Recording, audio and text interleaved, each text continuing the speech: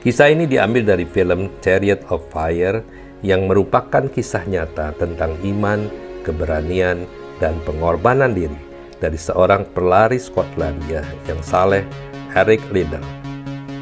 Dalam film diceritakan, saudaranya Jenny Liddell menentang kegiatan Eric sebagai pelari.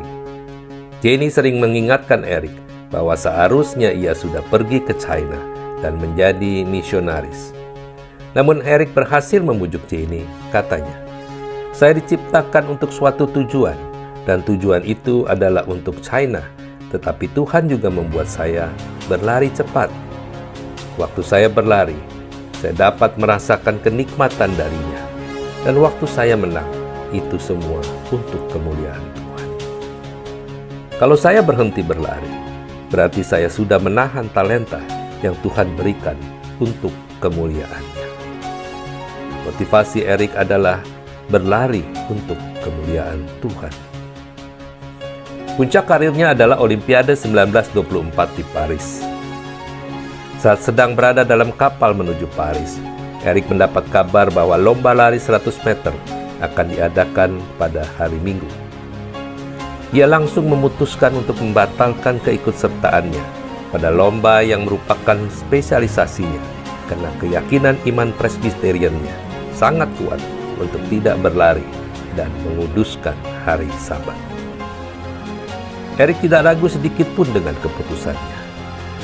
Menjelang hari H lomba 100 meter, rujukan pun datang dari pihak keluarga kerajaan dan Komite Olimpiade Inggris yang membujuknya dan mengatakan Eric Liddell seharusnya mengutamakan raja dan membela negara, baru kemudian Tuhan. Akibat keputusannya ini, Eric dikecam seluruh media Inggris, dicemooh karena dianggap tidak patriotis dan nasionalis.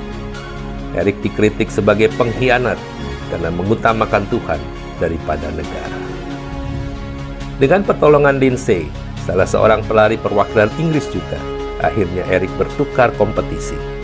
Eric yang awalnya terdaftar sebagai peserta dalam pertandingan lari 100 meter, ditukar menjadi 400 meter. Para peserta lainnya menganggap rendah Eric karena kurangnya persiapan, dan ia jelas-jelas tidak siap untuk berlari 400 meter. Bagian yang paling mengharukan saat Eric berhasil memenangkan pertandingan lari 400 meter dan menyumbangkan 1 medali emas lainnya untuk kerajaan Inggris. Ayat emas Eric yang selalu memotivasi dirinya di dalam berlari adalah Yesaya 40 ayat 31 yang berkata, "Tetapi orang-orang yang menanti-nantikan Tuhan dapat kekuatan baru. Mereka seumpama Raja Wali yang naik terbang dengan kekuatan sayapnya. Mereka berlari dan tidak menjadi lesu. Mereka berjalan dan tidak menjadi lelah."